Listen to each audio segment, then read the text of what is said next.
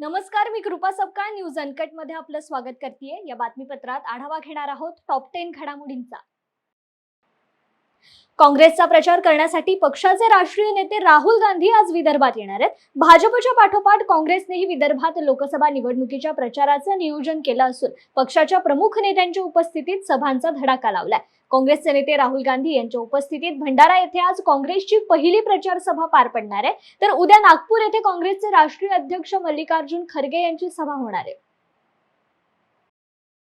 आम आदमी पार्टीचे खासदार संजय सिंग यांनी अरविंद केजरीवालांना तुरुंगात मिळणाऱ्या वागणुकीवरून आज पत्रकार परिषद घेत सरकारवर निशाणा साधलाय। एकीकडे तुरुंगात असणाऱ्या एखाद्या सराईत गुन्हेगाराला सुद्धा कुटुंबियांना समोरासमोर भेटण्याची मुभा असताना दुसरीकडे केजरीवालांना त्यांच्या पत्नीची भेट लांबून खिडकीतून घ्यावी लागतीये। ही सरकारची हुकुमशाही असून सगळ्यांसाठी नियम समान आहे असं सांगत याबाबत न्यायालयाकडे दाद मागण्यात येईल असं संजय सिंग यांनी पत्रकारांशी बोलताना स्पष्ट केलंय।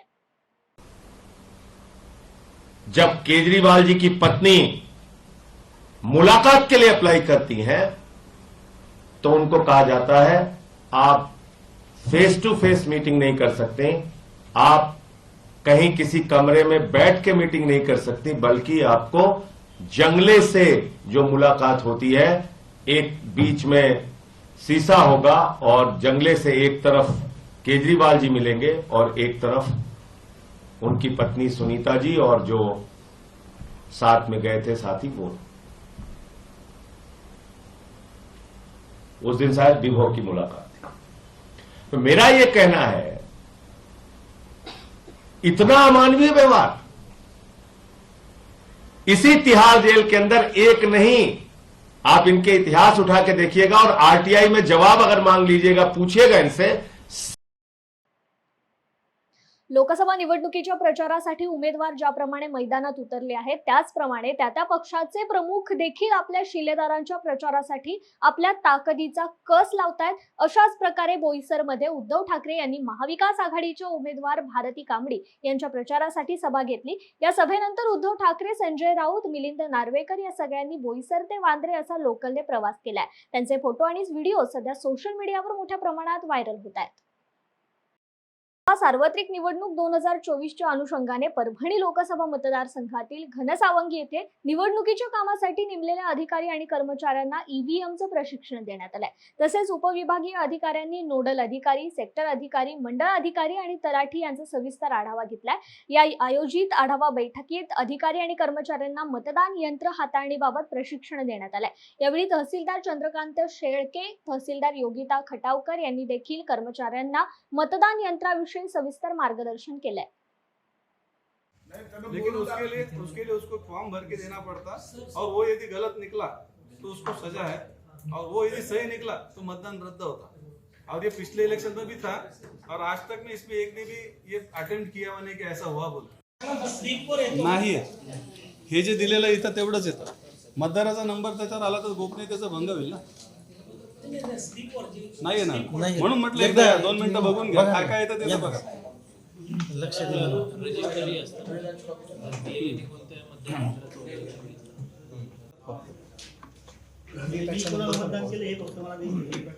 हा, मी नंतर कोणाला केले दुसऱ्याला दिसणार,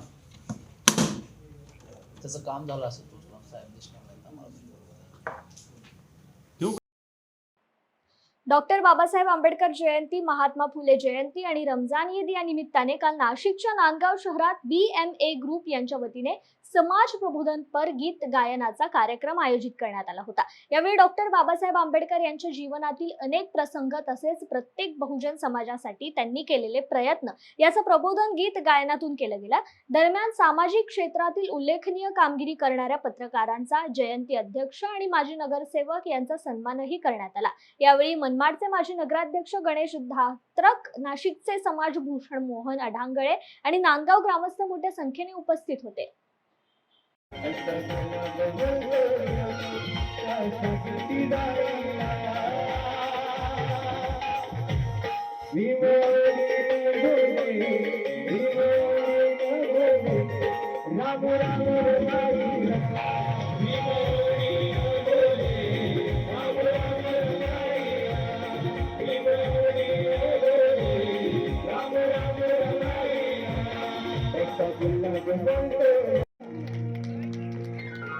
विचार मंचाकडे गौतम उपस्थित असतील तर त्यांनी स्वीकारण्याचं त्यांच्या वतीनं आमचे मित्र वाल्मिक बाबुल यांनी त्यांचा सन्मान स्वीकारावा.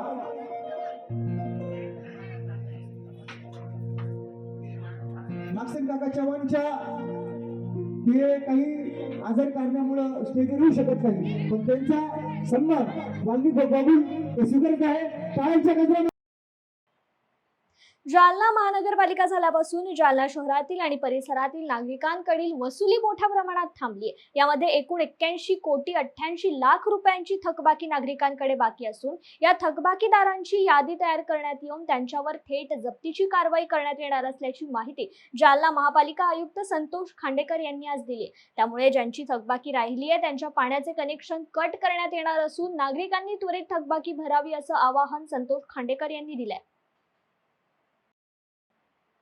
उदगीर आगार येथे एसटी ड्रायव्हर म्हणून कार्यरत असलेले बालाजी लामतुरे हे मोटारसायकलवरून गावाकडे जात असताना उदगीर तालुक्यातील करडखेलपाटी या ठिकाणी त्यांचा अपघात झाला.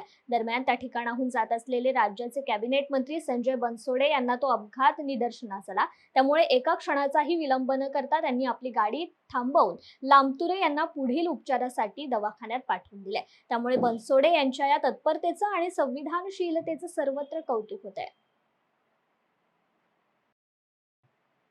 जामनेर तालुक्यातील देऊळगाव येथील एका पतीने आपल्या पत्नी आणि मुलीचा खून केल्याचा धक्कादायक घटना घडली आहे. काल दुपारी 1:30 वाजेच्या सुमारास विशाल झनके यांनी देऊळगाव येथे माहेरी आलेली त्यांची पत्नी प्रतिभा झनके आणि 1 वर्षाची मुलगी दिव्या झनके या दोघांचा धारदार शस्त्राने गळा चिरून खून केलाय आणि स्वतःच्या घरी जाऊन आत्महत्या केली. सदर हत्या कौटुंबिक वादातून घडल्याची माहिती पोलिसांकडून समोर आली असून या घटनेबाबत फत्तेपूर पोलीस स्टेशनला गुन्हा दाखल झालाय. छत्रपती संभाजीनगरमधील सोयगाव शहरातील आमखेडा येथील 19 वर्षीय तरुणाचा अंगावर वीज पडून दुर्दैवी मृत्यू झालाय.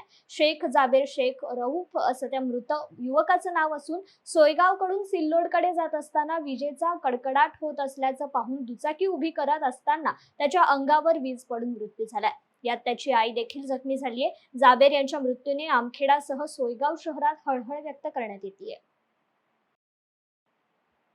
जळगावच्या यावल तालुक्यात अचानक वादळी वाऱ्यासह आलेल्या पावसाने केळी आणि कापणीस आलेले ज्वारी, मका, बाजरी अशा शेती पिकांचं मोठं नुकसान झाल्याची शक्यता व्यक्त करण्यात येते. यावल शहरात शुक्रवारी आठवडा बाजार असतो, मात्र सायंकाळी 7 वाजल्याच्या सुमारास अचानक आलेल्या तुफान गारपिटीने बाजारासाठी आलेल्या शेकडो शेतकऱ्यांच्या आणि व्यापाऱ्यांच्या मालाचं प्रचंड नुकसान झालंय. वेळ झालीय या बातमीसह टॉप 10 मध्ये इथेच थांबायची. पाहत रहा न्यूज अनकट. धन्यवाद.